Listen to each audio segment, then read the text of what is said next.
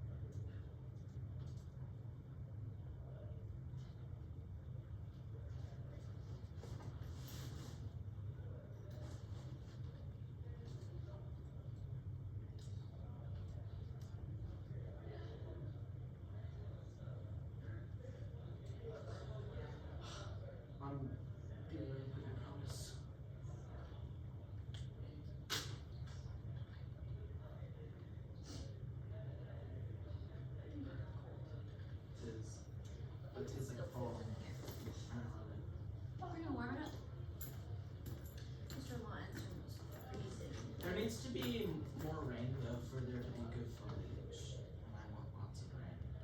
Because I want really good foliage. Like whenever the trees turn different colors. For it to not just be brown and yellow, you need What's rain. wrong with brown and yellow? Because it's not red or orange.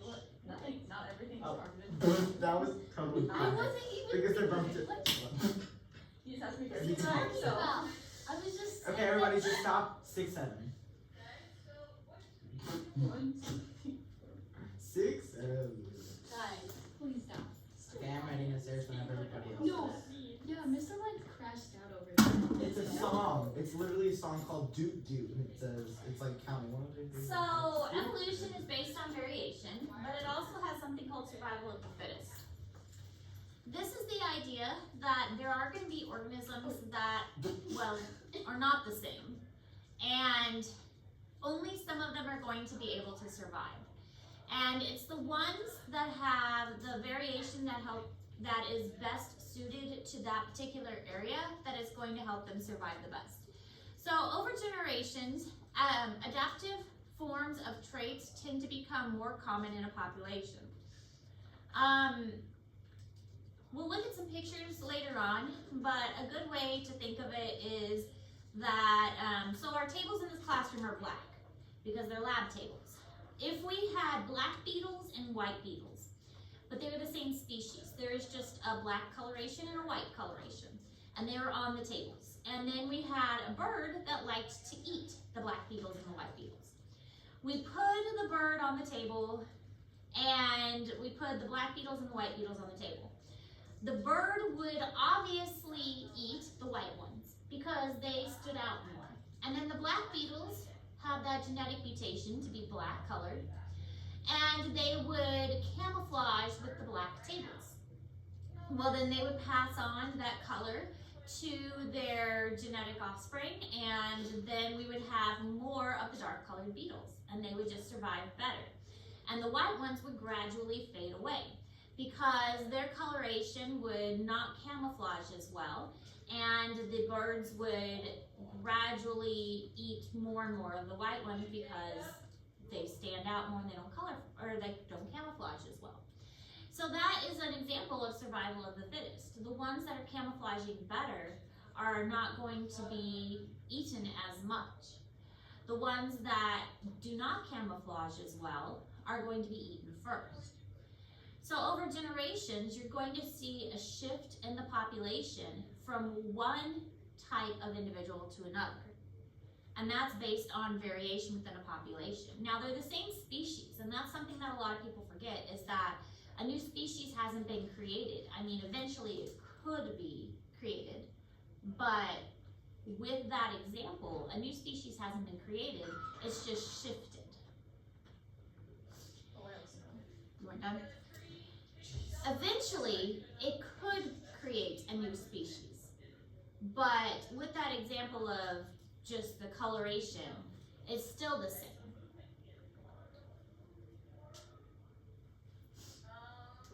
It would take thousands and thousands of years before the dark colored beetle turned into something completely different.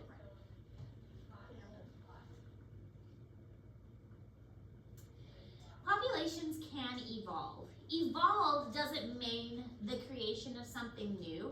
It just means changing over time. Eventually it can make something completely different, but changing over time. Humans have changed over time. I mean, I like to compare our use of technology. So, I'm older than I look, but I was born before computers were used extensively. I did not have a cell phone when I was in high school. And just thinking about how far we have come in that short amount of time is amazing. I mean, I remember using an actual card catalog at the library. Like, we had to actually go to the library and look things up in a card catalog. It was crazy. And now you go to a library, you guys have never even used a card catalog. I mean, an actual card catalog? No. You go to the library, you put it in a computer, and it tells you where stuff is in a computer and whether it's there or not and when it was last checked out, and you can put things on hold. I mean, that's what a computer system does at a library. And that is an evolution of humans. I mean, using technology now. In my Earth-based class, we were talking about latitude and longitude. And if you are trying to go somewhere, I mean, you may not have your driver's license yet, but going somewhere in a car that you've never been before, what do? You use a map. Well, you used to use a map, but what do you do now? GPS. You put it in your phone, and your phone tells you where to go. I mean, that's what we do now. That's an evolution of us, is our use of technology. So we have adapted, we have changed. I mean, obviously we're the same species that we were before, but that is a way that we have changed as a species, is our use of technology and how it has encompassed our lives. I even remember the old projectors that you write on with the plastic and markers, and now look at us using computers and TVs and all that fancy stuff. Do we go back? Yep.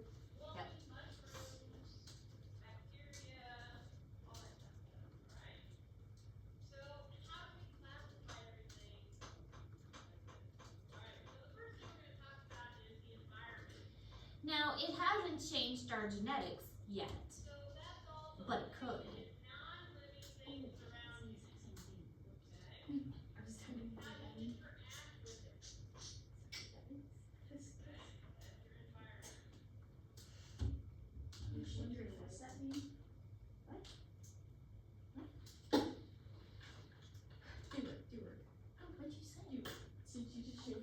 Anyways,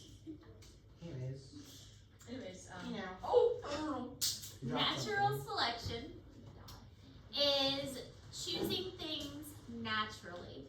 It is nature making the choice.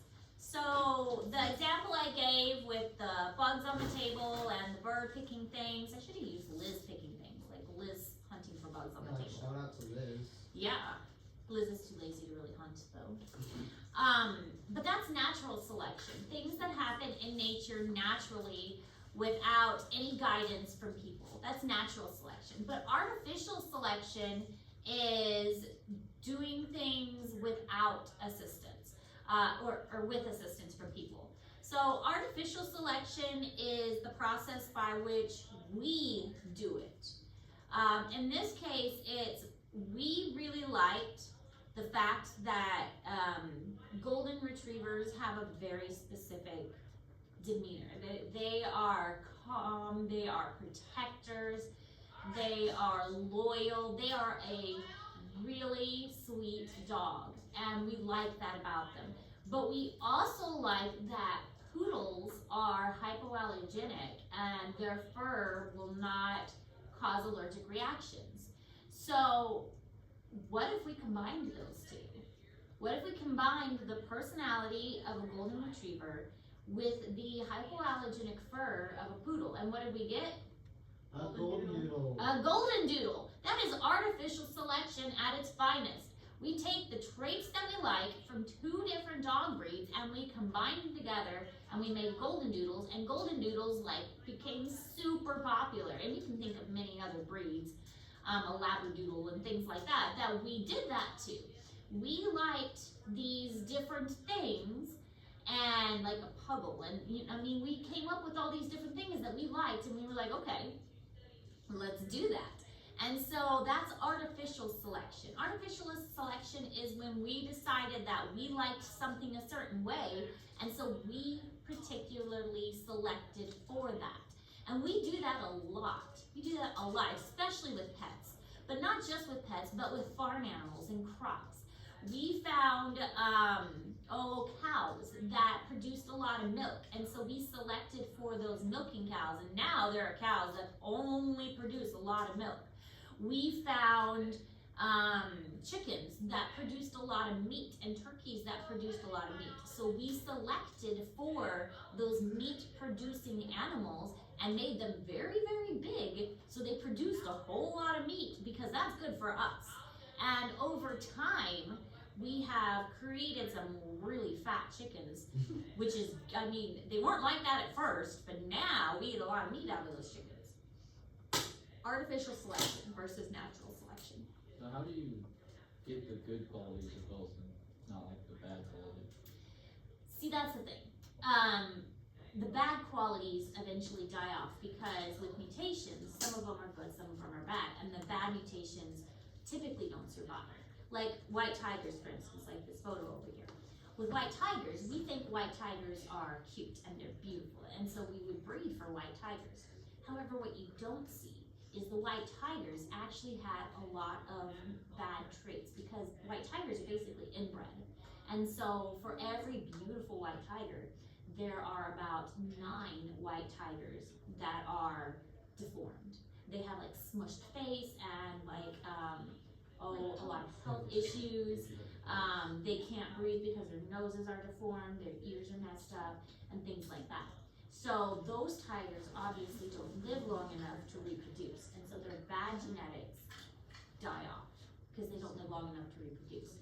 And so only the good traits are left to reproduce. Does that make sense? So the same kind of idea is that the bad traits will not live long enough to reproduce, and only the good traits are the ones that are left behind. Does that kind of make sense? So here's some examples, like I said with the chicken. Here's what the chicken really originally looked like, and then we bred until the chicken got nice and fat. But that's good because one chicken produces a lot more meat for us anyway. Artificial selection, it started off as a wolf, and then we made lots of different dog breeds. All dog breeds come from, they're all the same species. So any dog can breed, like we mentioned before. Different kinds of pigeons, and then corn is another example. Corn originally was really skinny corn, but we produced and artificially created these big heads of corn. Another example is seedless watermelon. Yeah. How do they breed the wolf with to make dogs? They bred other wolves together and just domesticated them, and then it all came down to, there was one wolf that had a genetic mutation, and that genetic mutation was something that we liked. So we bred with that genetic mutation, and then random genetic mutation. A lot of the genetic mutations are random, and every now and then there's a random mutation. And just like every now and then you have like an albino, that's an animal that's an albino, that's a random mutation. You're like, we like that albino color, and then we're gonna breed for that color. So you see a lot of like, I know snakes that have really cool patterns. They're like, oh, it's a pet ball, lavender, whatever snake. And so they think it's cool, so they'll breed that snake repeatedly to get more like it. So most of it's random mutations. But like watermelon, seedless watermelons, there is not a reason in the world that a watermelon would be seedless. The whole point of a watermelon is to produce seeds and then have the animal eat the seeds and then poop the seeds out later so that it can fertilize somewhere else. That's the whole reason to have a fruit. It spends all this energy to make this tasty fruit so that an animal will come and eat the fruit, eat the seeds with the fruit, and then carry the seeds somewhere else and poop out the seeds to fertilize and carry the seeds somewhere. There's no reason that the plant would spend all this energy and focus on a seed or on a plant that does not make any seeds. We did that because we didn't like the seeds. Just spit them out, it's not that hard. But, I mean, to be honest, a seedless watermelon is kind of convenient, so. But artificially selected seedless Well, watermelons. white seeds you mean, it's the black seeds. Yeah. Yeah, I know that. So here's natural selection. It was kind of like that description I said with the beetles on the table. It's moths on a tree. So these are the same species, the dark and the light colored, but obviously the dark colored ones are blending in with the tree better. So you have these birds that come and they see the white ones easier because they're not camouflaging as well. So the birds are going to eat the light colored ones and leave the dark ones behind. And so over time, the dark ones are going to reproduce better, and they spend their genetics, and they're going to leave their genetics behind. So now you're going to have more and more dark ones and less of the light colored ones. This is something that they actually observed in, I believe it was Great Britain. They had these trees that were covered in lichen, and they had like these greenish colored moths. And the greenish colored moths actually camouflaged really, really well, and then the dark colored moths stood out. So the birds would come and they'd eat the dark moths, and the greenish colored ones would camouflage. Then what happened is the Industrial Revolution, and the trees got covered with soot, and all the lichen went away. And so then the birds started eating the other color, and they actually saw a shift in the population. So then it started going the other way because the other color of moths started getting devoured by the birds. So it was kind of an interesting example of natural selection with those moths being eaten. I like to show these videos because when we're talking about natural selection and mutations, sometimes animals can become super extreme. Over time, it can get to the point where an animal selects so much that it gets a little bit crazy. So an example is like a peacock. A peacock has a mutation for one fancy tail feather. And all the peahens, the lady peacocks, they're like, oh, his feather is so cool, let's go mate with that one. And he's like, oh yeah, I've got a cool tail feather. Look at all the ladies, they love me. And so his fancy tail feather gets passed on to all his offspring. And then suddenly, there's a mutation for two fancy tail feathers. And all the ladies want to mate with him, and he's like, oh yeah, look, I've got two fancy tail feathers. Now all the ladies want to mate with me. And so his two fancy tail feathers get passed on to all his offspring. And now everybody has two fancy tail feathers. And then there's a mutation for three. And you see how this goes on and on and on until suddenly the peacock has an amazing tail. So sometimes this method can go to extremes, which is why I love to show the videos of the birds of paradise. Because if you've never seen the birds of paradise, they're birds that live in the rainforest who have taken this mating thing to extremes. There are different species of birds of paradise, which this is the male and this is the female. And the males have gone crazy trying to impress the females and trying to get them to mate with them.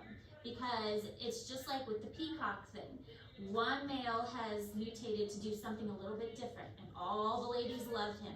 So then the next male has mutated to do something a little bit different. So all the ladies will go to him, and it just keeps going and going and going until the males do these elaborate things to try and attract the females. So these videos are really kind of fun to watch to see how extreme evolution can go sometimes.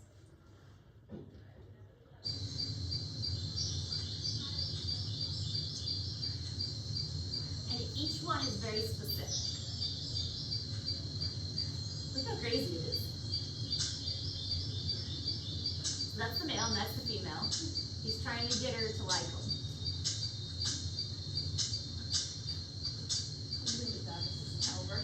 Yeah. He's gonna lace him up. He's gonna look at me, I'm pretty. Look at me, look at me. She looks terrified of me. Yeah, I don't think he likes that.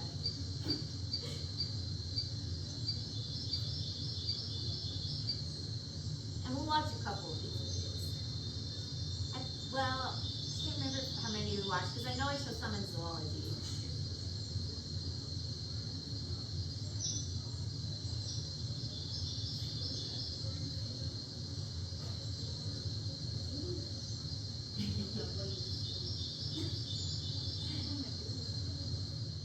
Oh, she's gone.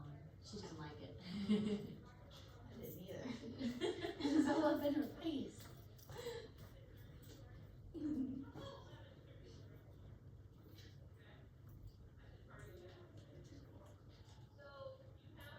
This one's another one. This one's really cool.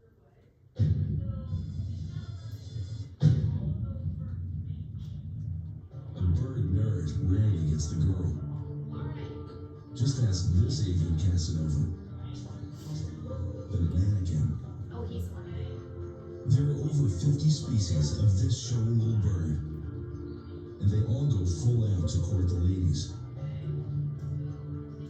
At breeding time, the brightly colored males stake out a staging area called a lek, the bird equivalent of a singles bar. A branch serves as the dance floor. Isn't he great? Gosh, that's there's that one. Isn't he the best? Look at him go. How does he move his feet so fast? So what is it? Like, is it a bird or what did you say it was? A Sound leopard? is just as important. A paradise, a bird paradise. Where's his wings? Dancing.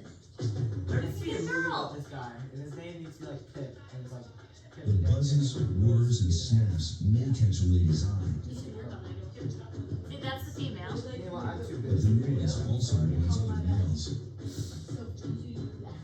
Back off, she's mine. And if all else fails, show some leg.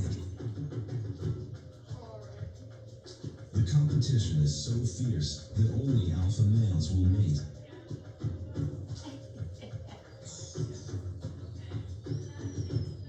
Now that makes online dating look easy. Isn't that cool? I love Miss this little Ayers, you thing. just brightened my day. He dances so cool. Oh, Oh wait, this is another good one.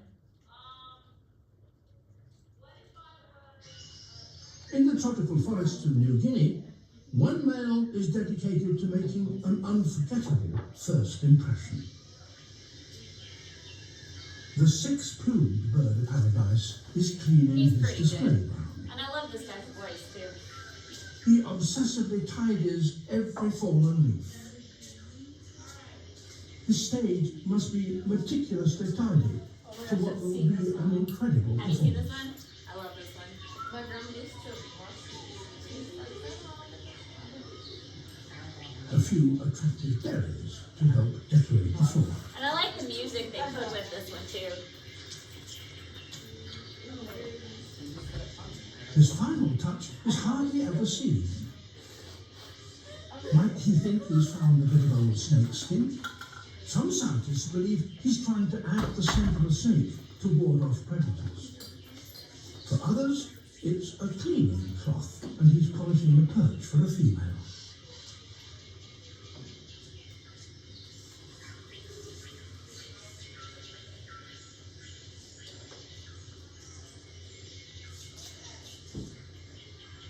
Later, he uses a bigger bit of rag and does the same. Only strong, healthy and well-fed males can afford the time and effort for the most meticulous preparation. And in theory, they're the ones with better genes to pass on. You have a highly critical audience, so it's time to rehearse the main act. This is a good idea.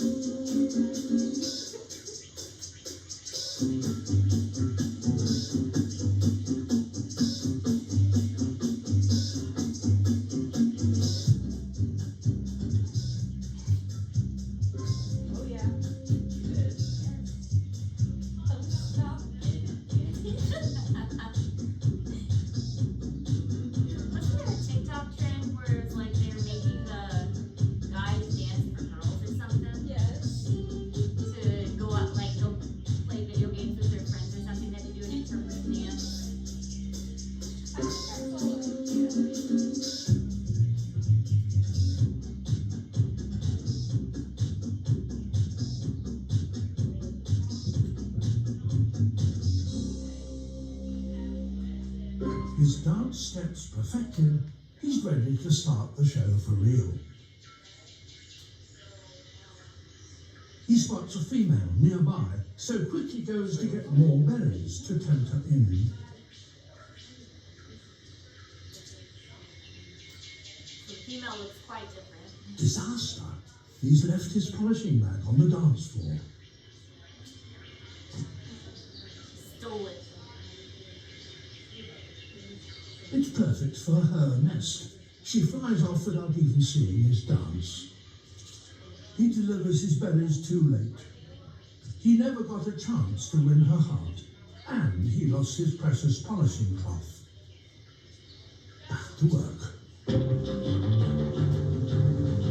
Man. An unforgettable first impression. Poor guy.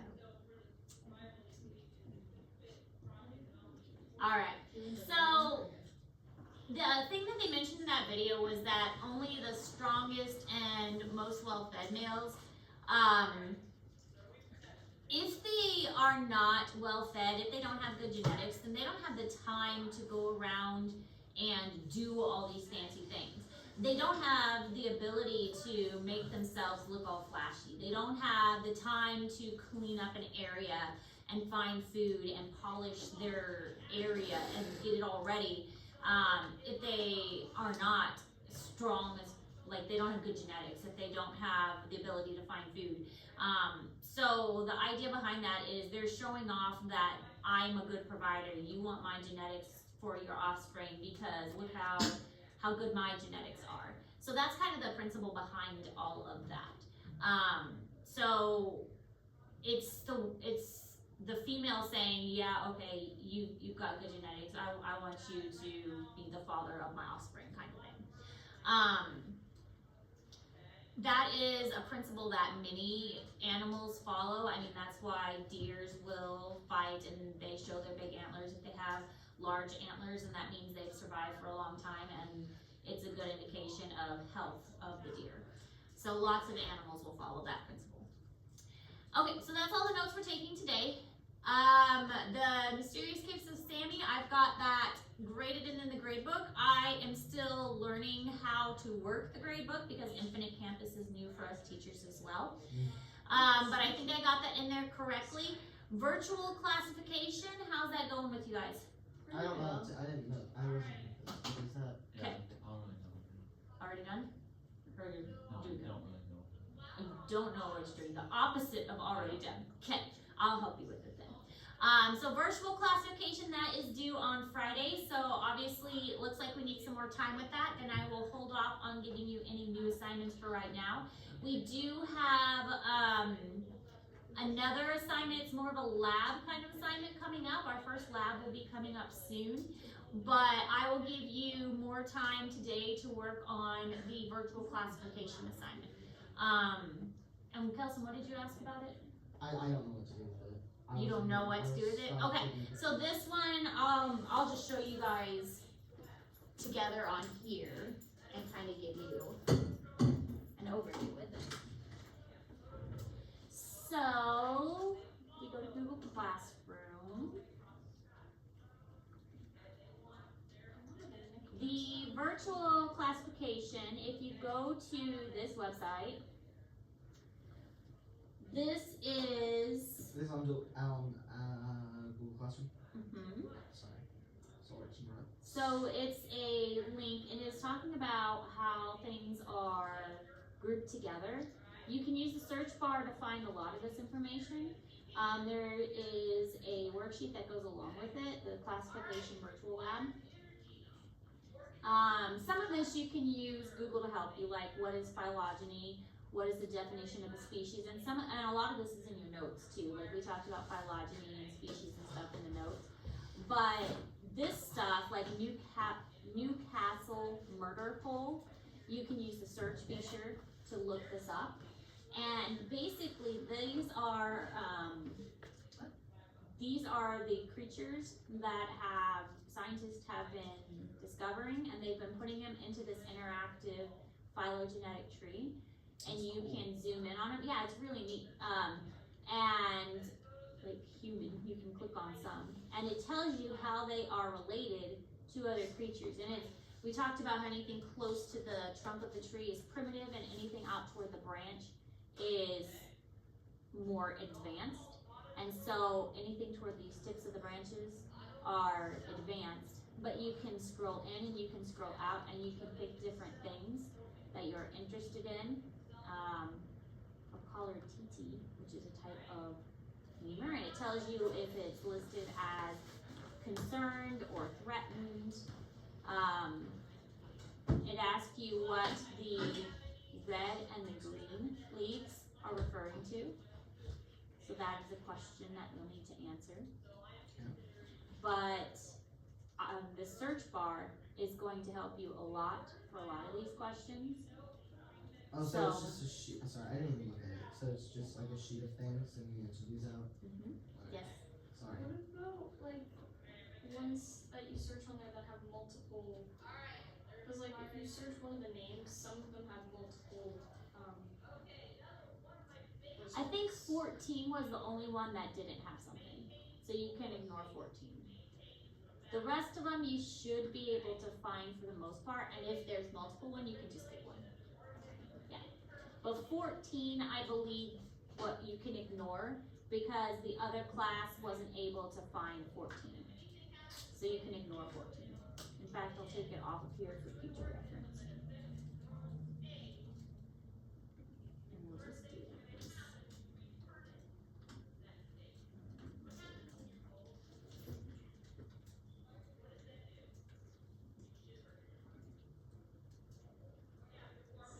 I don't think that correction will show up on yours, but.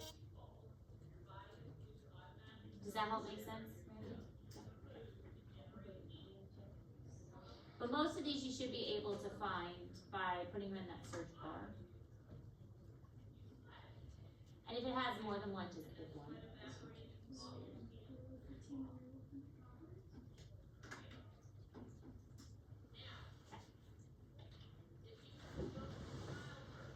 Yeah, so you'll be using this website to basically explore it. It's really kind of fun. It's got over 2 million species and over 100,000 images. Oh,